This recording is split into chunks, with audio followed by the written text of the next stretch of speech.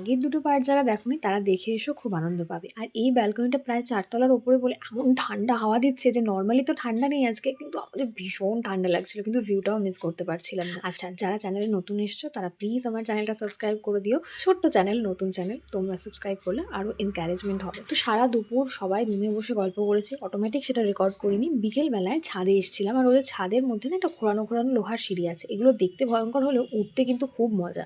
আর ওইটার উপরে উঠে গেলে প্রায় ৫ তলার সমান উঠে যাচ্ছি। তো কি সুন্দর চারদিকটা, সানসেটটা এত সুন্দর লাগছে। আর উপরেও কিছু ঘর ছিল হোমস্টে, তো সেগুলোও খুব সুন্দর। যদি আমি বেশি দূর যাইনি, কারণ সেখানেও তো হয়তো লোকজন থাকতে পারে, তাদের প্রাইভেসিতে প্রবলেম হবে।